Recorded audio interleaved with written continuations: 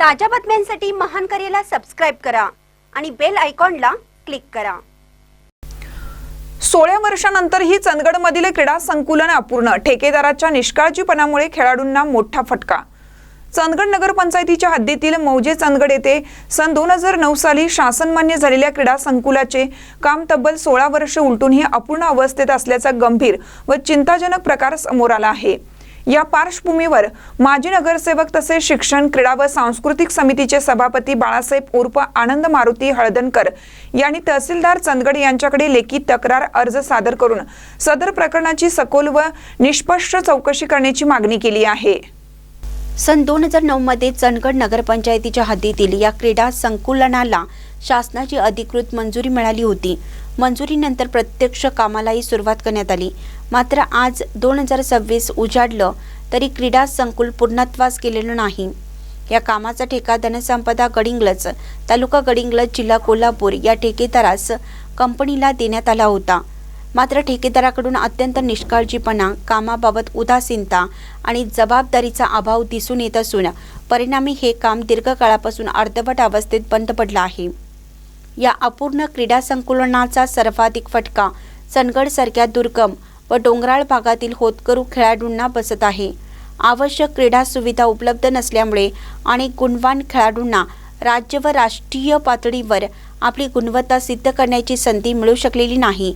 ही बाब केवळ एका प्रकल्पापुरती मर्यादित नसून संपूर्ण तालुक्याच्या क्रीडा विकासावर दीर्घकालीन परिणाम करणारी असल्याचे मत नागरिकांमधून व्यक्त केलं जात आहे। विशेष बाब म्हणजे ज्या जागेवर क्रीडा संकुल प्रस्थापित होतं ती जागा ग्रामपंचायतीने शासनाला विशेषतः क्रीडा संकुलनासाठी दिलेली होती। या जागेत यापूर्वी काजू पिकाची झाडे होती, ज्यातून दरवर्षी 1 ते 1.25 लाख रुपयांपर्यंत उत्पन्न मिळत होते। मात्र क्रीडा संकुलनाच्या नावाखाली ही झाडे तोडण्यात आली आणि आजपर्यंत ना क्रीडा संकुल पूर्ण झालं ना काजू उत्पादनाच्या नुकसानीचा मोबदला देण्यात आला, अशी गंभीर बाब तक्रारीत नमूद करण्यात आली आहे। त्यामुळे सार्वजनिक निधीसह स्थानिक उत्पन्नाचाही मोठ्या प्रमाणावर अपव्यय झाल्याचा आरोप होत आहे।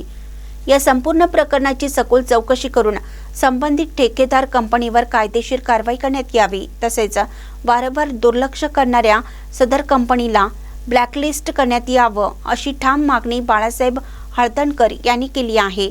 यासोबतच अर्धवट पडलेले क्रीडा संकुलन शासनाने तात्काळ पूर्ण करून चंदगडमधील खेळाडूंना न्याय द्यावा, अशी आग्रही मागणीही त्यांनी प्रशासनाकडे केली आहे।